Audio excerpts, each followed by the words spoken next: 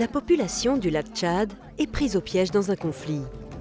Les affrontements violents entre les forces de sécurité nationale et les groupes d'opposition armés ont brisé la vie des habitants et forcé 2,5 millions de personnes à quitter leur foyer. Le changement climatique aggrave ces problèmes.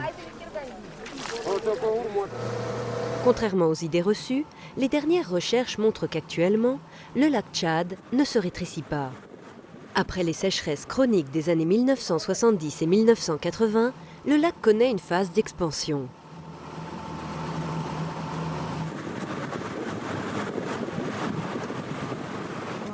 Mais cela ne signifie pas que le changement climatique n'a pas de répercussions sur la région du lac Tchad, bien au contraire. La population est fortement touchée par la variabilité des précipitations annuelles et interannuelles. Elle ne sait ni quand, ni avec quelle intensité la pluie va tomber, et ni où, ni dans quelle mesure l'eau du lac sera disponible. L'interdépendance et l'imprévisibilité du climat et du conflit compromettent la vie quotidienne et les emplois des populations.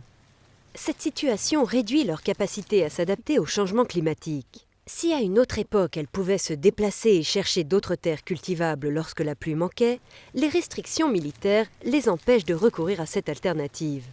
Accablés par le changement climatique et le conflit qui les entoure, les capacités des populations à affronter les difficultés faiblissent.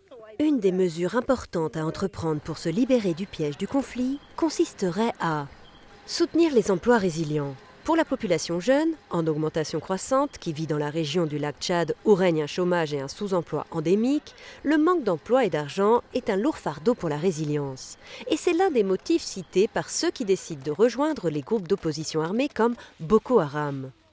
Des emplois résilients pourraient être créés par exemple grâce à de nouvelles initiatives visant une agriculture à l'épreuve du climat et la diversification du revenu rural.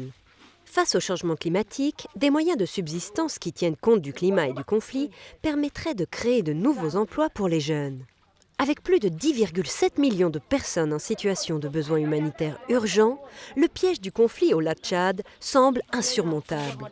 Cependant, le lac a toujours été source de résilience et il peut le redevenir.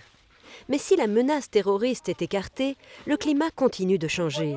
Les répercussions du changement climatique doivent être prises en compte dans les efforts de paix pour que la région se libère du piège du conflit. Ainsi, le lac Tchad pourrait redevenir moteur de moyens de subsistance durable et de stabilité. Et l'espoir d'une paix durable dans la région renaîtrait.